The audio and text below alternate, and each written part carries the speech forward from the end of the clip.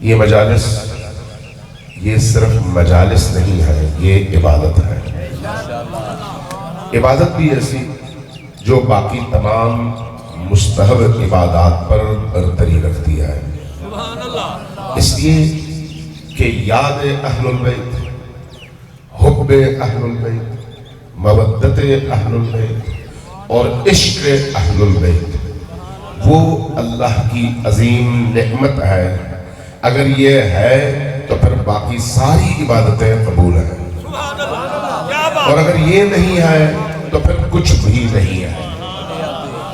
اس لیے اللہ تبارک و تعالیٰ نے جن انسانوں کو منتخب کیا، جن انسانوں کے دلوں کو اس نعمت کے لیے موزوں اور مناسب پایا، انہی دلوں میں حب اہل البیت کو زندہ کیا ہے۔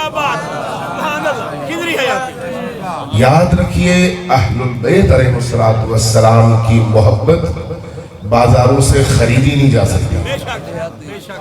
اس کا تعلق دولت سے نہیں ہے، شہرت سے نہیں ہے، جاگیر سے نہیں ہے، آپ کے قبیلے سے نہیں ہے، اس کا تعلق وجود کی پاکیزگی سے ہے۔ اگر کسی کا وجود، کسی کی پیدائش، کسی کی نسل پاکیزہ ہے تو ہو نہیں سکتا کہ وہ اہل البیت سے نہ جڑے، وہ ہمیشہ جڑا ہوگا۔ اور اگر وہاں پر کوئی گڑبڑ ہے، کوئی مشکل ہے، تو پھر آپ ان کو لا کر بے شک کسی معصوم کے حرم میں ستون سے باندھ کر رکھیں، وہ کھولے گا، بھاگے گا، لیکن وہاں پر ٹک نہیں سکتا۔ اس لیے کہ اہل البیت کی محبت کے لیے آدمی کے اندر کی روح کو پاکیزہ اور نورانی ہونا چاہیے۔ کیوں؟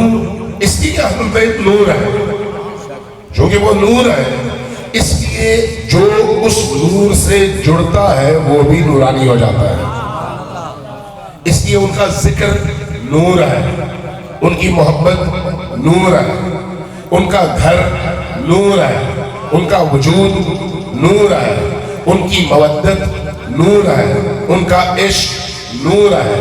لہذا جس مقام، جس مکان اور جس دل میں یہ محبت، یہ عشق اور یہ مودت زندہ ہو جائے، وہ دل بھی، وہ مکان بھی نورانی ہو جاتے ہیں۔